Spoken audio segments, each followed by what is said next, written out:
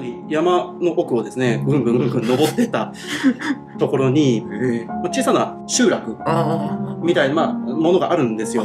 で、そこの一角にある古民家なんですけれども、そこの古民家を所有をしている息子さんからの依頼です。屋根裏があるんですよ。その屋根裏がですね、話聞いた限りでは、かなりやばい。天井裏もですね。あ、なんかこっちも一応いけるっちゃいけるな。子供の声みたいなのが聞こえたんですけどね。子供の声。ちょっと待って。食器が置いてあって配膳されてるように並べられて置いてある。何かしらその村の独自の風習だとか関係してるんだろうなとは思ってたけど、それの一種ではないかなとは思う。あの箱は何なんだ。ちょっと一回見に行ってみるわ。他何もないのよこの部屋。本当その空間にそうポンと置いてある。そう、この箱と食器だけだよ。なん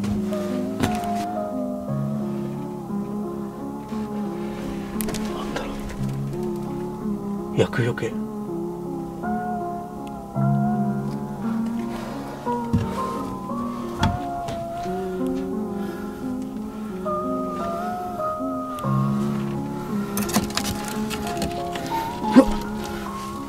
人形がね、いろんな陶器の人形とかあって、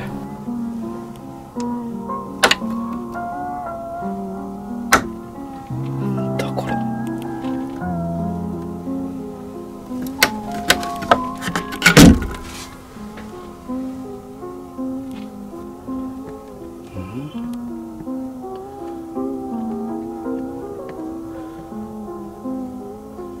なんで後ろ向いてるんだろう。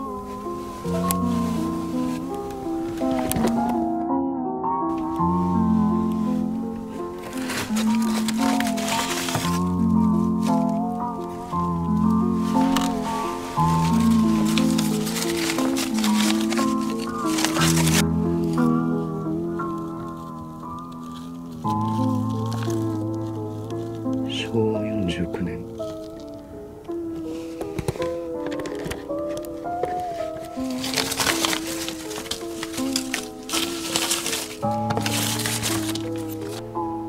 写真が入ってて、なんだこの写真。〇〇です。覚えてないですけどね。が遊んでるだけだっていうようなことを言ってた。そうですね。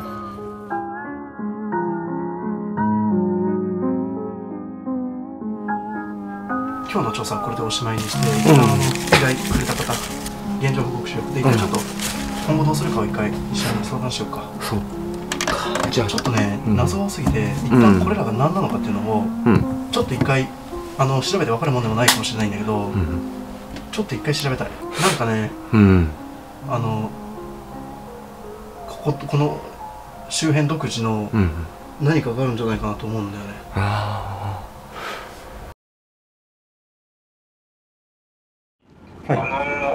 箱とか食器が何なのかも聞いたんですけど。お父さんに。そうです。全然知らないって言うんですね。で、夏からなんか突然僕が祖父母の家に泊まりに行かなくなったのも、なんかお前が行きたくないって言い出したからだろうとか言って。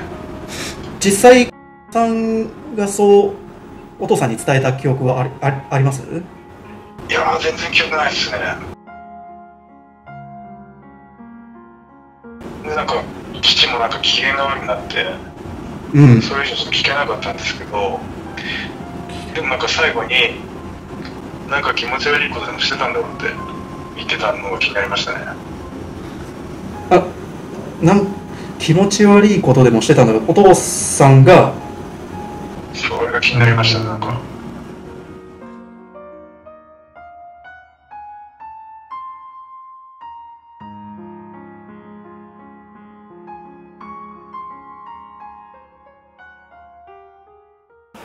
はい。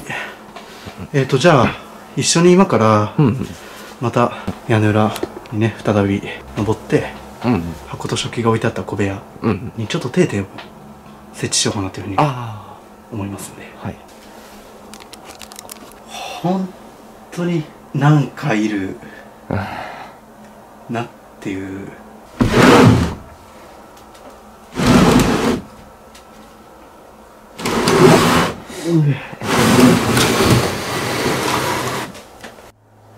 これはね、目の前にしないとちょっとね、なかなか伝わんないかもしれない。開けちゃいけないんだろうな、本当はっていうね。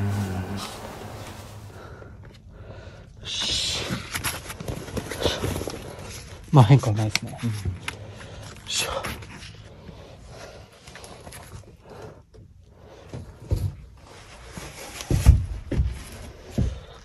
この食器は本当に、まさか誰かがね、ここで食事してたなんてことはありえないと思うから。何のために置かれてたっていうのがさ。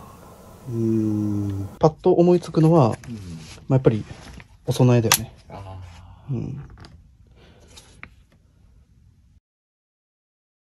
座敷牢。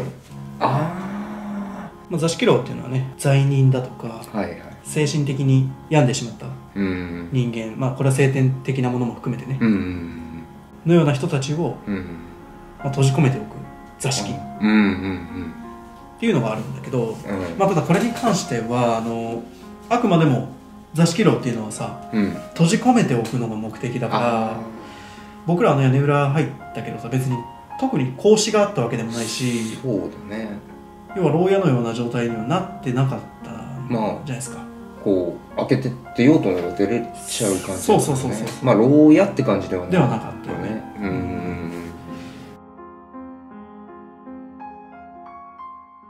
こんな感じでこの小部屋については定点カメラを設置したいと思います。じゃあこれで一旦下戻りましょうか。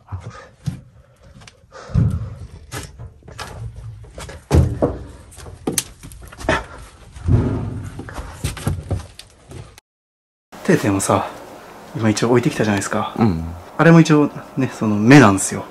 だからさ、僕らがこうやって下で何かさ、ゴソゴソやってるうちにさ、何か目撃してたりしたら怖いなって思うよね。すぐ上だからね、本当に。もうでは寝る準備ができましたので、何が一体起こるのかというね、ことを検証していきたいと思います。いやだな、もう何が一番嫌って、ここ本当に山奥でこのね、古民家がポツンとあるだけなんで、トモさんがこれで本当に帰っちゃったら、山の奥のさ、電波もろくに届かんところにあるポツンとした電気も通ってない家のさ、こんなやばい家で寝るっていうね。それがちょっとね、現実的に可能なのっていうふうに思ってますけれども、やるしかないね。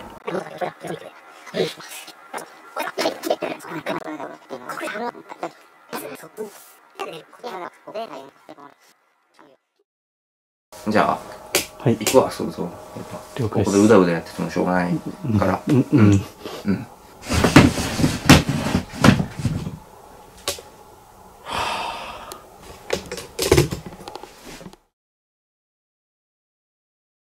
怖え。ちょっと待って、耳鳴りする。すごい。すごい耳鳴りする。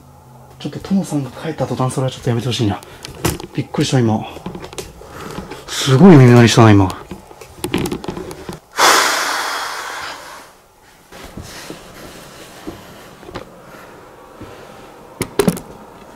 ここで一夜を過ごすと。なんかね、さっきからちょっと耳鳴りがひどくて、あんまり僕普段から耳鳴りだとかが聞こえる方ではないんですけど、ちょっとびっくりしましたね。じゃあ寝ます。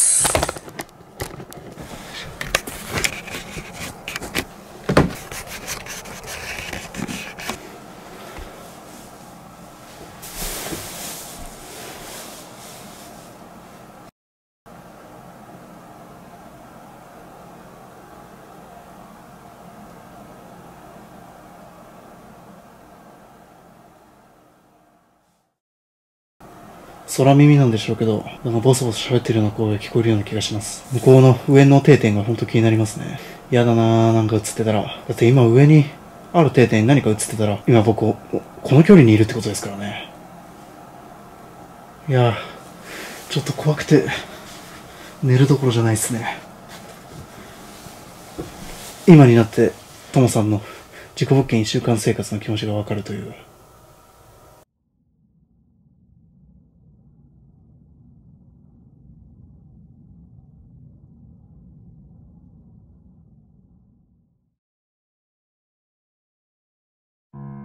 おじろくおばさっていう昔行われていた風習があって、悪しき風習なんですよ。これ何かというとですね、長男だけは普通に育てられるんですよ。だけどそれ以下の男の方をおじろく、妹の方をおばさっていう風に呼んで、一切の村社会から隔離をすると。で、農業だとか、家の中の労働力、それのみの人生を送らせるっていうね。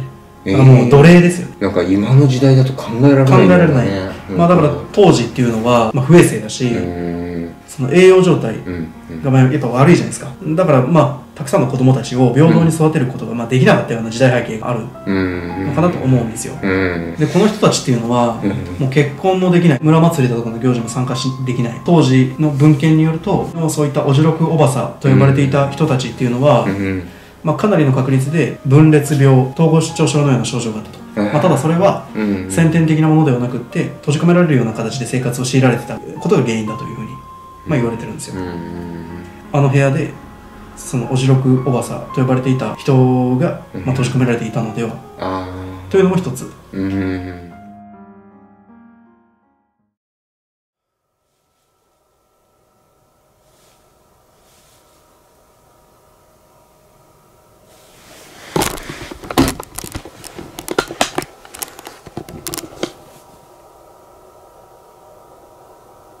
ちょっと待って、なんで揺れてんの？揺れてるよね。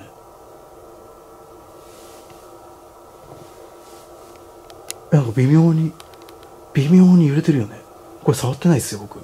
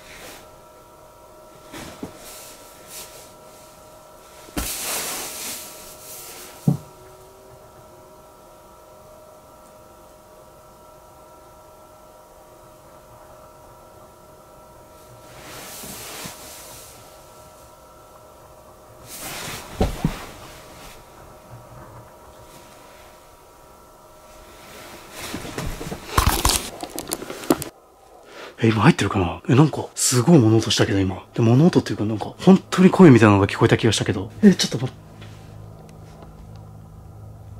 上だよね。正直、山奥なんで、犬とか、あと鹿とか猿とか、そういう動物の可能性も捨てきれないですけど、上から聞こえたような気がしちゃうな。入ってるよね。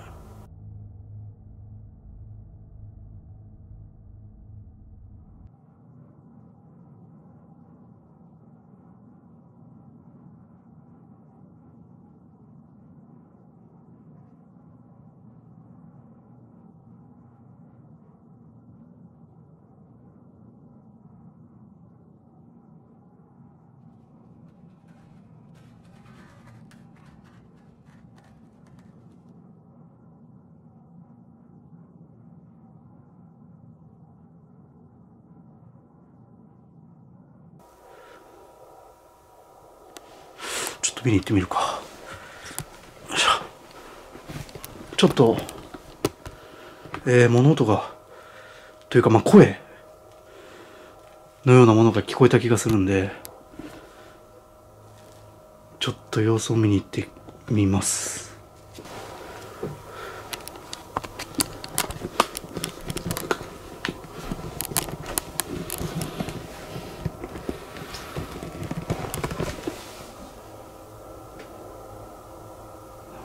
違うかな。ちょっと気にしすぎなのかな。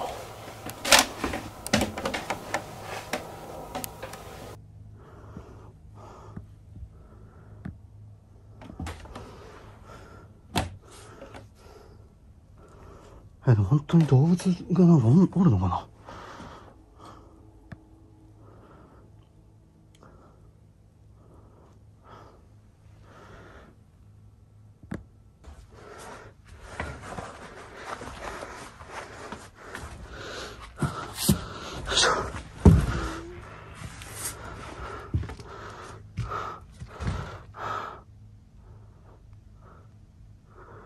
特に何も変わったところはない。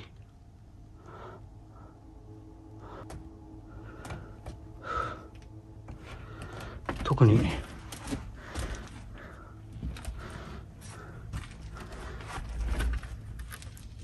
何も変化はない。なんかこれ最初に見た時に思ったんですけど、なんかこれ見つめてると、なんか小さい女の子がこの食器の前でなんか正座してるイメージ。まあこの写真を見ちゃったからっていうのもあるんでしょうけど、着物を着たね、この本当に写真の通りのちっちゃな女の子がこの食器の前で正座して、まあご飯を食べるのか、そういうような姿をなんとなくイメージしちゃって、何とも言えない気持ちになりますね。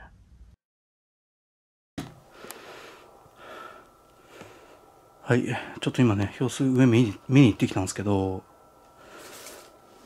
ちょっと原因は分かんなかったっていうか、まだ定点ずっとね、回しっぱなしなんで、まあ引き続きじゃあちょっともうあと数時間で夜明けですけど、まあ、寝れないとは思いますけれども、夜明けが来るのを待つと。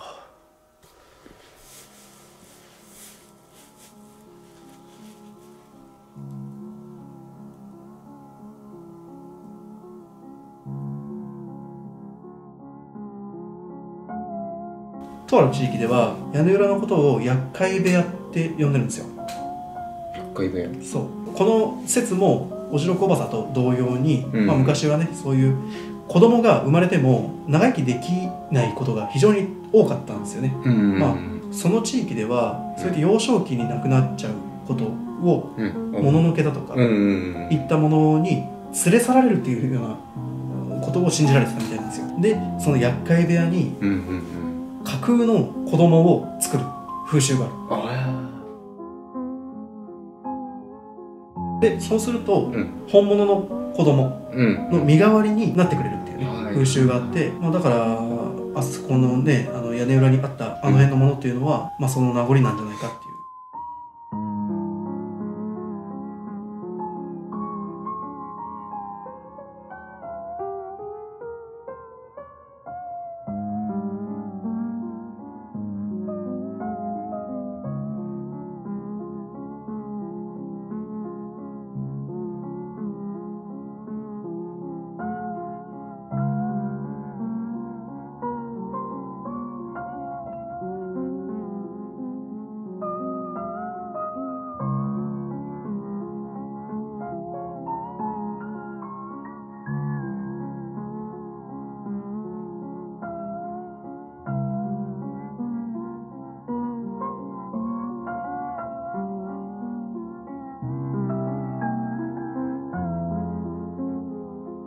天井裏の方ですね。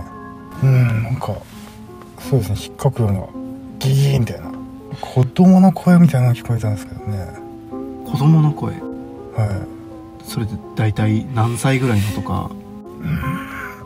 いやー、何歳だろうわかんないですけど。丸々です。覚えてないですけどね。が遊んでるだけだっていうようなことを言ってた。そうですね。なんか気持ち悪いことでもしてたんだろうって言ってたのが気になりましたね。